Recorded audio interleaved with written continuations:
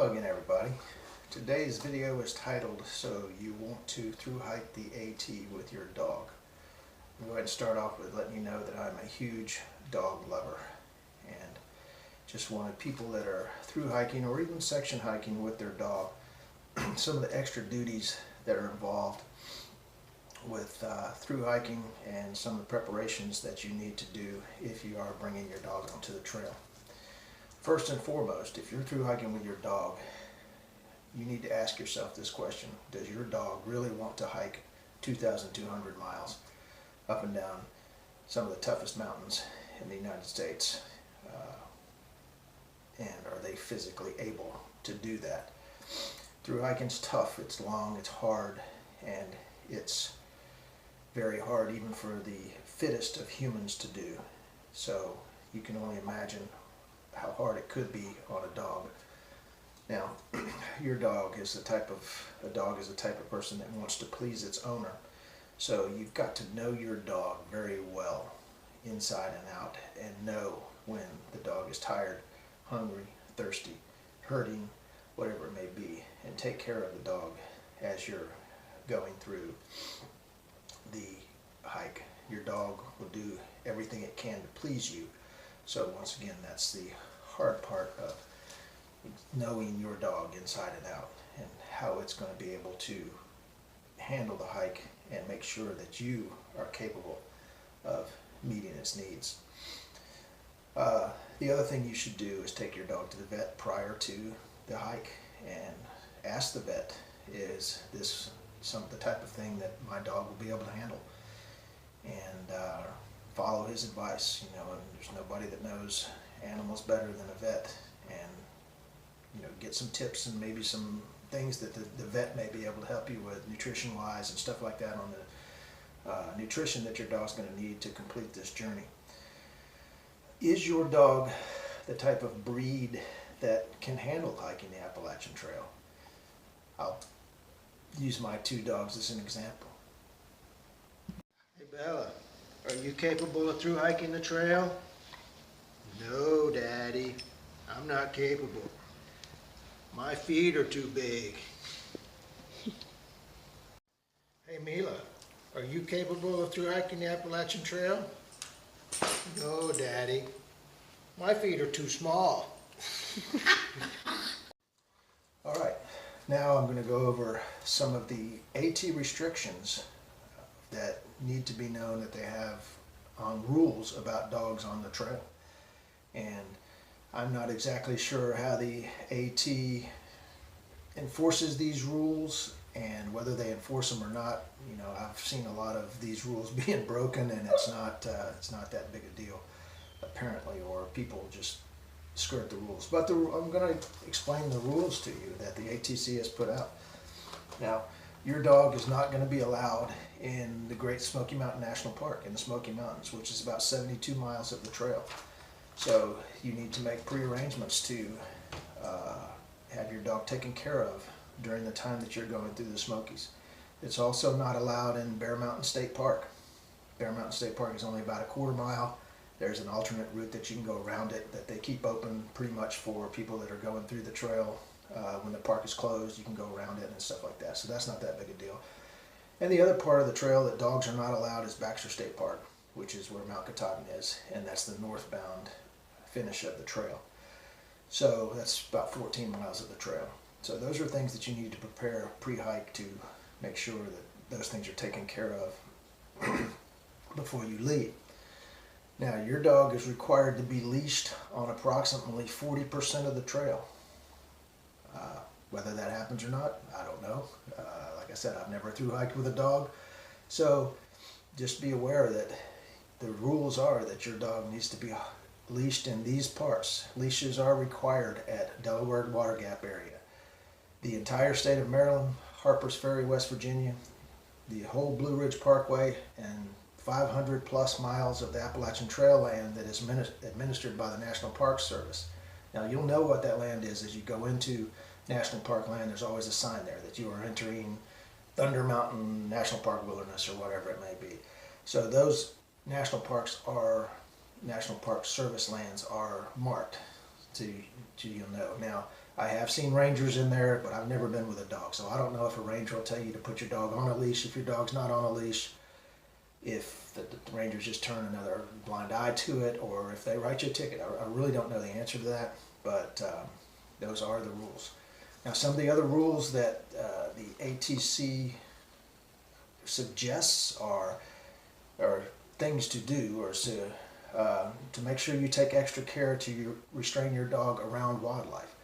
If your dog is prone to chucking off into the woods after a chipmunk, a squirrel, a snake, whatever, that's not a good thing for your dog, because if you're running off trail, you really don't know what type of terrain you're getting into, and B, you having to chase your dog, or your dog getting into trouble with chasing a bear or something that may end up hurting it. So that's something that you have to be careful of. Be mindful of the rights of other hikers and their right not to be bothered even by the friendliest of dogs. So, even if your dog is the most friendly dog in the world, be mindful of the right of the other hikers not to be bothered by your dog if it's not on a leash. Bury your dog's poop just as you would bury your own. So, when your dog goes, you have to dig that cat hole just as you would your own. When you're at a shelter, consider tenting, especially if your dog barks, growls, drools, is wet or muddy, or is overly friendly. So when you come to a shelter, consider jumping in your tent instead of having your dog pile up in the shelter with a bunch of people. And be aware that your dog may bring ticks into the shelter. Ticks are a huge concern on a dog. A dog's not going to be able to tell you that it has a tick on him. So you need to be checking your dog every night for ticks, and know that your dog can bring ticks into a shelter area. Also, ask permission of the other hikers if it's okay for your dog to be in the shelter. And don't get upset if one of the hikers is against that. It's maybe the hiker's allergic to dogs, who knows, but it's common courtesy to ask if anybody objects to the dog being in the shelter. Other things to consider about your dog is to know how much weight your dog is able to carry over the terrain that you're getting ready to go. If your dog is a big, stronger dog, he might be able to carry more weight, but understanding that he doesn't have to carry, but one of you has to carry his food, water, and any gear that they may need extra for the dog has to be carried. And some people I've seen load their dog up with probably a little bit much more than they should, and some people end up having to carry more of their dog's gear than they have. So if you dial that in pretty good, it'll make it a lot easier on you and your dog. Prepare pre-hike for your dog for getting to the Smokies and getting to Baxter State Park. So it's good to have a thing in place already once you get to Great Smoky Mountain National Park or Baxter State Park. So your dog, somebody meeting you there to take care of your dog, or you dropping your dog off in a kennel, or whatever you've prepared, already have that in line ready to go before you get off on the hike. You need to prepare financially for the extra cost that you're going to incur by taking a dog. You're going to have to end up buying food for the dog. You're going to end up having to possibly pay a vet bill. Some of the motels might have an extra pet fee. So there's certain things, extra costs that are incurred in taking care of a dog, just as you would with your insurance. Make sure that you have enough money if your dog gets hurt, if it hurts a leg, hurts a paw, or your dog might need to get off trail for a few days and you might need to stay in a hostel or something. Most hostels that I remember were friendly to dogs, so there's probably not that much problem with that, but that's something you have to look into prior to getting to the hostel, whether they're pet friendly. Dogs can get Lyme disease from ticks and can die from Lyme disease from ticks. It's a possibility. It can happen. So once again, make sure that you're checking your dog for ticks on a daily basis to prevent either the tick getting onto you, or the tick getting onto another hiker, or the tick embedding itself in the dog and possibly giving it Lyme disease. So another concern. Pay close attention to your dog's paws. Your feet are what carry you up and down the trail, and the dog's paws are what carry it up and down the trail. So when your feet start hurting, you can rest assured that your dog's paws are probably hurting too. So look into prevention of some of the pains that a dog might get. There's a thing out there called musher's wax.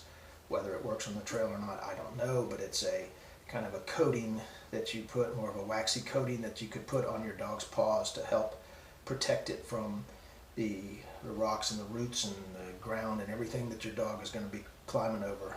And, you know, basically barefoot, really. The dog is barefoot, unless your dog is used to booties. And I don't know about that, but that could be a possibility too.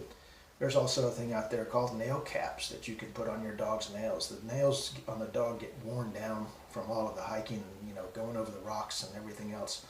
So if it gets down to the quick, it could possibly cut the dog's quick open. So if you have nail caps on your dog, that could possibly be something else. But I'm sure there are other things to help your dog do that, to look into pre-hike. So a good thing to look for or look into. Prepare for Mahoosuc's Notch when you get up in that area. Mahoosuc's Notch is the toughest mile on the AT. And believe me, it's tough. I couldn't imagine taking even the strongest of dogs through that area. It was some big, tough climbs and stuff, and it was not an easy, you know, little cubby holes to climb through and stuff like that. If you've got a small, little, fast dog and stuff, it's not that heavy. You can help lift him up on some of the rocks that you need to get to, but you have to have that dog. You got to make sure that he's not going in the wrong direction, because it's not really marked a lot of ways. Where there's other ways that you can go that might be easier than the way that's marked with the white blaze. You just think about Mahoosuc's Notch. It's a tough deal. Just a side story on that. As we were hiking through, or getting at the end of Mahoosuc's Notch, we had previously, a couple of days prior to that, been passed by a couple that was through hiking with a German Shepherd, a big, it's over 100 pounds, it looked like, German Shepherd. And the dog didn't look like it was happy, but, you know, it's not my place to say anything. And we didn't think we would ever see them again. And as we finished Mahoosuc's Notch, we saw them, and come to find out their dog had basically given up at Mahoosuc's Notch, and they had to pretty much lift it from rock to rock to get it through that section of the trail.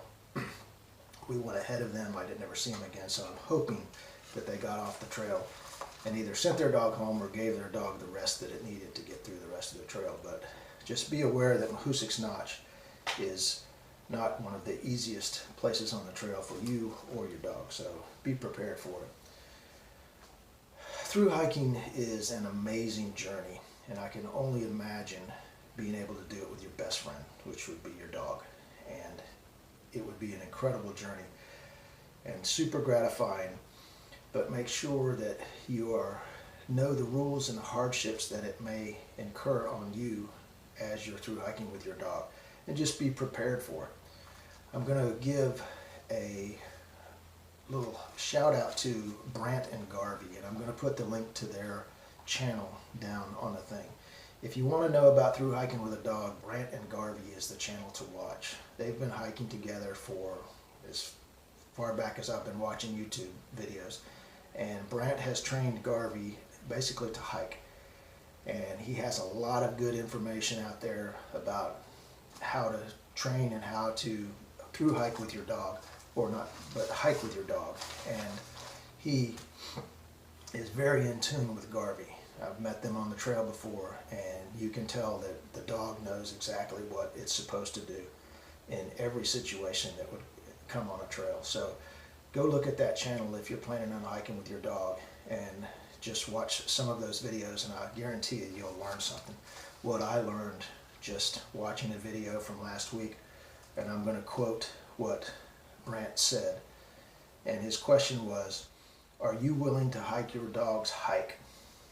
Because once you bring your dog along, it is no longer your hike, it's your dog's hike.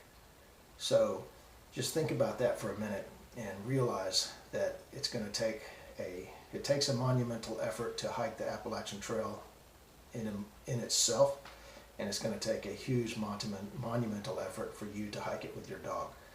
But the payoffs will probably be worth the hardships. And I guarantee you that hiking with your best friend and your lifelong companion, well, maybe not lifelong companion, but your companion would be an amazing journey. So I know there are a couple of hikers out there hiking this year with their dogs. I know Thru Hiking with Arrow is hiking with her dog, and he's one of those Shetland sheep dogs. Looks like that is the type of breed dog that could certainly do the trail.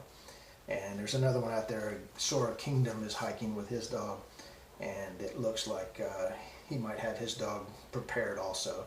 If other people are out there hiking with their dogs, just be prepared, know what it takes, and don't get stuck in a situation that either it could put you or your dog in jeopardy. So that's what I have for now. I'm going to try to put out another video here in the next few days. I want to talk about some mental aspects of hiking the Appalachian Trail. And hope everybody's doing well, and I will chat with everyone on the next video. PT out.